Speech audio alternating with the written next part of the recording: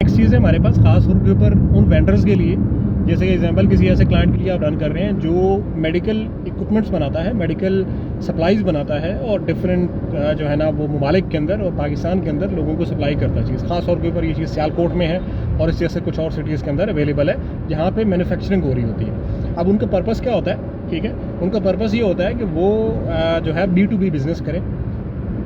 अब आपने जो डील करनी है, जब आप B2B बिज़नेस की बात कर रहे हैं तो आपने मैसेजिंग कन्वर्सेशन वाली चीज़ जो है वो ऑप्ट नहीं करनी, ठीक है। B2B बिज़नेस के लिए चीज़ थोड़ी अलग किस्म की वर्क करती है। आई नो कि उसके अंदर लोग डिस्कशन कर रहे होते हैं क्वालिटी के ऊपर, चीज़ों के ऊपर, लेकिन वहाँ के ऊपर आपने फ़ेज़ 1 क्या करना है। फ़ेज़ 1 आपके पास ये होना चाहिए, आपकी पर्सन के साथ जो है वो कम्युनिकेशन इस तरह से होनी चाहिए कि उसका सारा का सारा डाटा आपके पास आ जाए। देखें, एक बंदा जो है वो मैन्युफैक्चरर बैठा हुआ है, वो किसी बंदे से मैसेजिंग के ऊपर कन्वर्सेशन करेगा तो definitely it's going to take lot of time, ठीक है।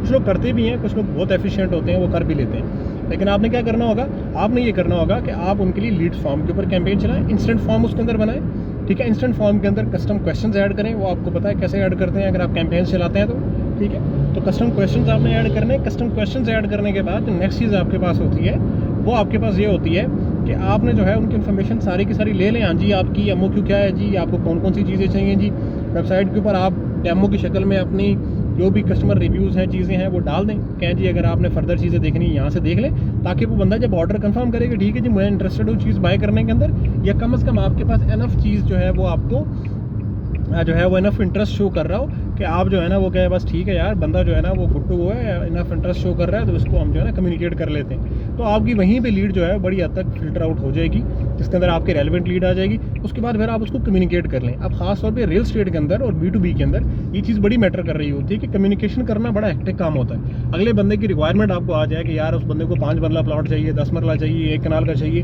अच्छा, अगर एग्जाम्पल के तौर पर वो बाय करना चाह रहा है तो किस इंस्टॉलमेंट प्लान पे बाय करना चाह रहा है, डाउन पेमेंट कितनी देना चाह रहा है, अब वो सब कुछ अपना राइट डाउन कर देगा तो आप उससे कम्युनिकेट कर लेंगे। सेम चीज़ ये है कि अगर कोई बंदा एग्जाम्पल अब सियालकोट को वेंडर बैठा हुआ है, फैसलाबाद से कोई वेंडर बैठा हुआ है, तो वो अब कम्युनिकेट कर रहा है तो उसके अंदर जो है वो क्या चीज़ होती है हमारे पास, उसके अंदर सिंपल चीज़ हमारे पास ये होती है, ठीक है, कि जो है आप उसकी डिटेल्स ले लें। डिटेल्स लेने के बाद देन आप उसको रीच आउट करें। रीच आउट ये करेंगे, आपको पता चल जाएगा यार ठीक है इतनी फिल्टर आउट लीड्स मेरे पास आ गई, आप अपने क्लाइंट को सेंड करें। कैंपेन फिर भी आपने 4-5 दिन टेस्ट लाजमी करनी है और हमेशा कोशिश ये करनी है शुरू में वीडियो कैंपेन्स के ऊपर चलाएं, ताकि लोग थोड़ा आपकी फेस के ऊपर ये चीज़ है ना उसके ऊपर जो है वो ट्रस्ट करें। वैसे भी दुनिया जो है ना वो इन्फ्लुएंसर मार्केटिंग से हट के जो है वो ऑनर मार्केटिंग की तरफ जा रही है। खासतौर पे अगर आप अभी न्यू रूल्स देखें यूनाइटेड अरब एमिरेट्स के दुबई के अंदर जो खास तौर के ऊपर जो है रूल्स नाफिज हुए हैं, या सॉरी UAE के अंदर नाफिज हुए हैं, उसमें ये चीज़ बड़ी मैटर कर रही होती है कि अब जो है क्या चीज़ मैटर कर रही है, इन्फ्लुएंसर किसी दूसरे बंदे की जो है वो प्रोडक्ट की एडवर्टीज़मेंट नहीं कर सकते। आप खुद एज ए ऑनर के तौर पे अपने ब्रांड की एडवर्टाइजमेंट जो है वो कर सकते हैं, ठीक है।